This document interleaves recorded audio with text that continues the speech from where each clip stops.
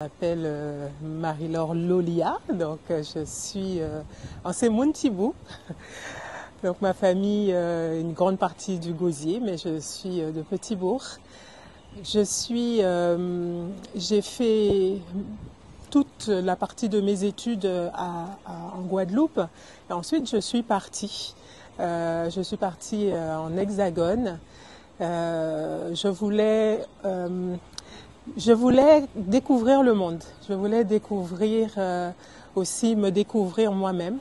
Et à partir de l'âge de 23 ans, j'ai vécu des grandes expériences humanitaires. Donc j'étais en Hexagone, j'étais en Belgique, mais j'ai vécu aussi au Mali, où j'ai travaillé, où j'ai connu des personnes de différentes religions. J'ai vécu 10 ans et demi au Brésil, dans des favelas majoritairement. Et au Brésil, j'ai pu aussi travailler avec des familles en situation de très grande précarité. J'ai eu l'occasion, avec des partenaires, de monter une petite école pour des enfants au Brésil. Et ensuite, je suis revenue en Hexagone pour pouvoir continuer ma vie et continuer aussi dans la partie humanitaire et sociale, parce que pour moi, l'humain est très important, hein, de pouvoir travailler avec l'homme. Pour moi, c'est vraiment ma cible de prédilection, c'est de travailler avec l'homme et de voir qu'une personne humaine ait toute sa dignité et puisse aussi déployer toute sa capacité. Alors comment vous envisagez votre mission ici en Guadeloupe à la tête du Secours catholique de notre diocèse? Alors avant de parler de ma mission ici en Guadeloupe, donc quand je suis revenue en Hexagone, j'ai travaillé 2 ans au Secours catholique à la délégation de Paris. Et donc j'étais animatrice de réseau de solidarité.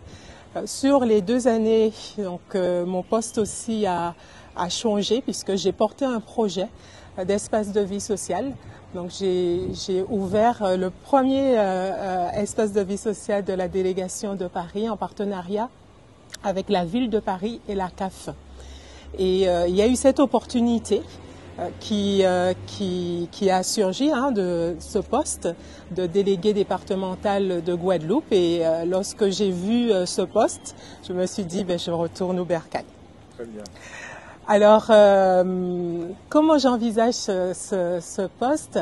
Alors déjà, comme je vous ai dit, hein, dans ma présentation, pour moi c'est très important de travailler avec la personne humaine. Donc pour moi, travailler au Secours catholique, cela rentre dans mes valeurs personnelles. Je ne l'ai pas dit, mais je suis aussi une femme de foi, vraiment ancrée dans la foi. Pour moi, c'est cela qui conduit aussi ma vie. Donc ça fait aussi partie de mon engagement. Ce poste-là, c'est un poste humain, puisque nous avons 470 bénévoles, 22 équipes, 16 lieux d'accueil. Nous avons une petite équipe de 5 salariés, en me comptant moi, 2 animateurs, une assistante comptable et Alice qui est notre agent d'accueil. Et nous avons surtout 2265 ménages que nous accompagnons sur l'année. Et pour nous, ce travail, c'est pouvoir accompagner les personnes à entrer dans leur dignité et à prendre en main leur vie.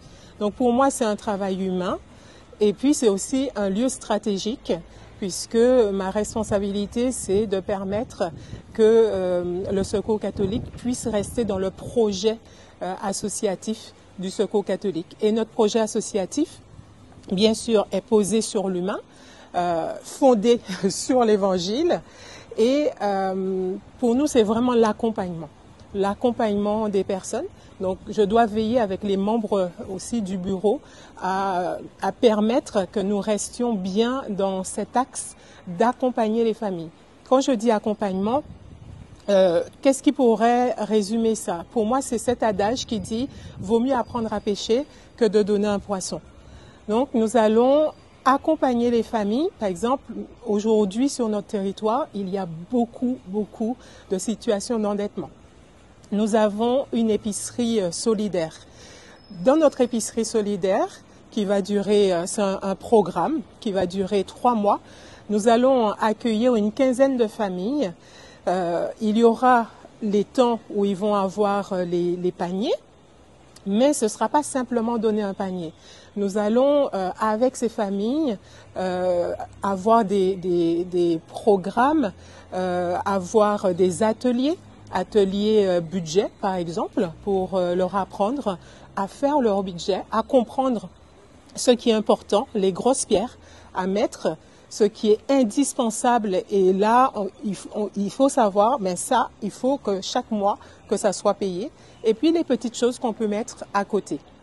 Et donc pour nous, ça c'est important, qu'au bout de ces 3 mois, que ces personnes-là puissent retrouver une manière de vivre qui va leur permettre de gérer leur budget. Donc c'est pas simplement donner un panier et puis dans 3 mois, la personne se retrouve dans la même situation, mais c'est de pouvoir accompagner la personne dans sa vie pour qu'elle puisse devenir elle-même maître ou maîtresse de sa vie. Très bien. Ce dimanche 16 novembre, ce sera la journée mondiale des pauvres. Elle coïncide, comme chaque année, avec la collecte nationale du Secours catholique. Vous serez donc très présent dans les paroisses de notre diocèse. Oui, la journée mondiale des pauvres, elle a été instituée par le pape François en 2017.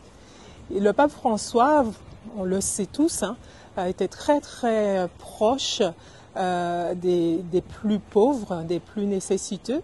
Notre pape, c'était aussi un pape argentin, donc on sait que l'Amérique latine, est très touchée par cette question de la pauvreté. Et pour lui, c'était important de pouvoir mettre les pauvres au centre, de les mettre au centre, qu'on puisse les voir. Parce que parfois, c'est comme les personnes qui sont, on va dire, différentes, les personnes handicapées, les personnes en situation de précarité. Donc, on les met de côté parce qu'il faut briller. C'est notre société aujourd'hui, c'est ça, il faut la lumière. Ben non. Nous mettons aussi les personnes, puisque nous avons en nous aussi cette lumière et tous nous devons briller. Donc, les personnes aussi en situation de précarité. Donc, le 3e dimanche de novembre a été institué le dimanche des pauvres.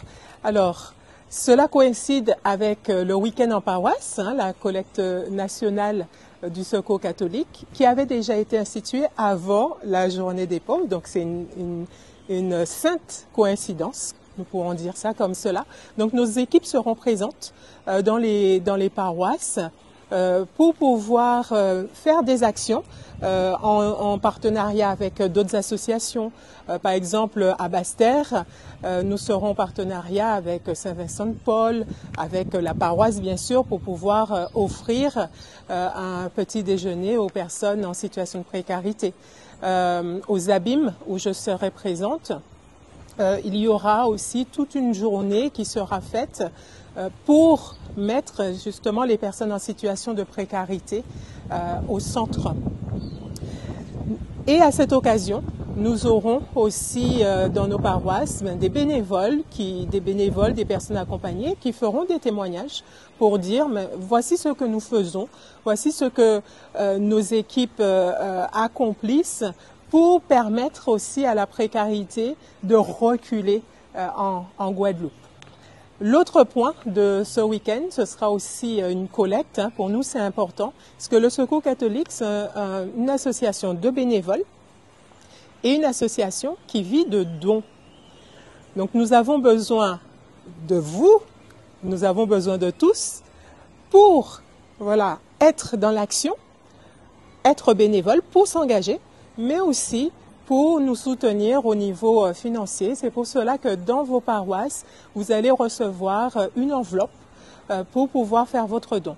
Alors, quelque chose de très important, il faut savoir que le Secours catholique est une association d'utilité publique. Et donc, vos dons sont déductibles à 75% d'impôts. Parallèlement, vous lancez votre campagne de fin d'année en ce moment. En quoi cela consiste-t-il? Alors, la campagne de fin d'année. Donc, pendant toute l'année, nos équipes sont en action dans les différents lieux. Donc, nous avons 22 équipes et 16 lieux d'accueil sur tout le territoire. Donc, en Guadeloupe proprement dite, mais aussi à Marie-Galante et à Saint-Martin. Et la campagne de fin d'année, c'est pour nous une occasion pour nous rendre visibles. Pendant toute l'année, nous œuvrons. Et la plupart des personnes, si on leur dit « Connaissez-vous le Secours catholique ?», ils vont nous dire « Oui, je connais ». Mais est-ce que vous connaissez nos actions? Est-ce que vous savez ce que nous faisons? Très souvent, lorsque je dis à mes amis « Je travaille au Secours catholique », la première chose qu'ils me demandent « Est-ce que vous acceptez toujours des vêtements ?» Donc, nous sommes vus d'abord comme une association qui donne des vêtements. Oui, il y a cette partie du vestiaire solidaire, mais le Secours catholique, ce n'est pas que ça. Et la campagne de fin d'année, c'est le moment pour nous de nous rendre visibles. Donc, nos équipes font des actions grand public. Par exemple, le week-end dernier, nous étions au centre commercial d'Estreland pour pouvoir aller à la rencontre du grand public pour leur dire, voilà, voici ce que nous avons fait, voici le bilan, le rapport d'activité. Nous avons accompagné 2265 familles, nous avons distribué 565 colis d'urgence, nous avons envoyé des familles en vacances. Puisque accompagner les familles aussi pour aller en vacances, ça aussi c'est important parce que c'est du répit. C'est aussi permettre à la personne de sortir de son quotidien, du bruit de sa maison, du bruit de son quartier, pour pouvoir voir autre chose et pour pouvoir rebondir. Nous avons des ateliers couture où des personnes ont la joie, des personnes accompagnées, ont la joie de pouvoir s'exprimer, exprimer leurs dons. Donc, une personne n'est pas réduite à sa dette, n'est pas réduite à sa précarité. Il y a toute la beauté et toute la richesse de la personne. Et c'est cela que nos équipes essaient de faire surgir dans leur lieu d'accueil tout au long de l'année. Et c'est cela que nous montrons pendant la campagne de fin d'année. Donc, il y a des actions en public. Le week-end en paroisse fait aussi partie de la campagne de fin d'année. Il y a un rapport statistique qui sort depuis 30 ans maintenant. Ce rapport statistique donc, permet de voir l'état de la pauvreté en France. Donc, quand on parle de la France, c'est la France dans son ensemble. Et pour nous, ça aussi, c'est très important puisque c'est vraiment l'outil qui permet au Secours catholique de déployer un plaidoyer, hein, donc d'aller auprès des institutions pour dire, mais voilà, hein, nous avons des statistiques, voici l'état de la pauvreté en France et comment nous pouvons travailler ensemble pour que telle ou telle chose puisse avancer ou changer ou se transformer. Marie-Laure Lolia, que dire de l'état de la pauvreté aujourd'hui en Guadeloupe? L'état de la pauvreté aujourd'hui en Guadeloupe, nous constatons qu'il y a beaucoup de personnes endettées. Nous constatons aussi qu'il y a une pauvreté cachée. Beaucoup de personnes qui, à la fin du mois, n'ont pas de quoi nourrir les enfants.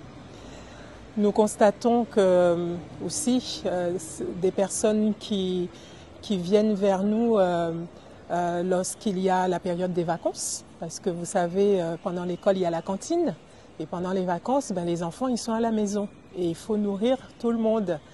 Et on se rend compte que pendant cette période-là, il y a des grosses périodes où nous recevons beaucoup plus de sollicitations. Donc beaucoup de personnes en situation de non-emploi, des jeunes qui sont déscolarisés.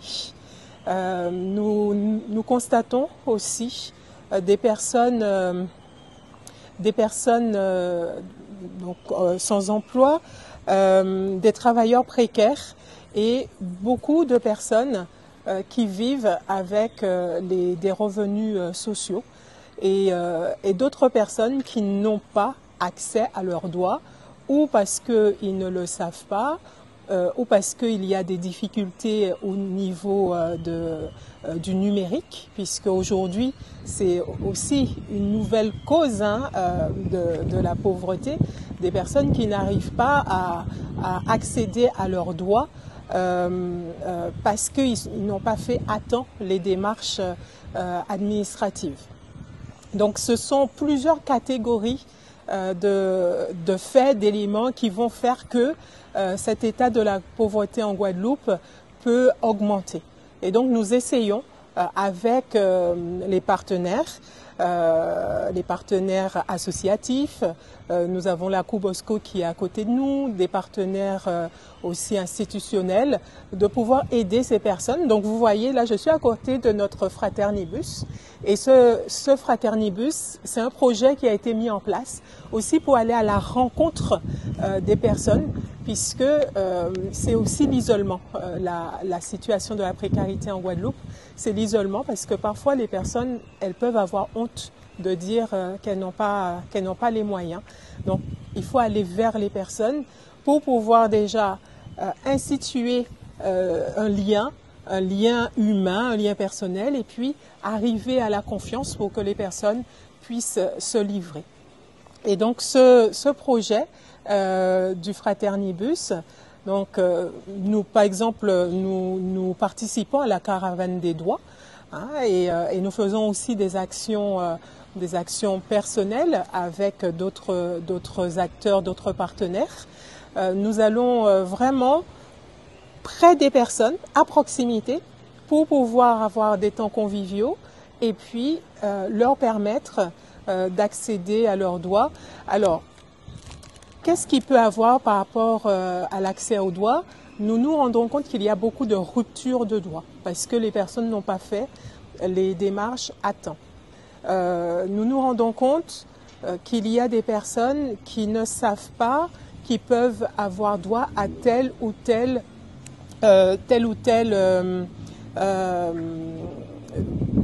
droit.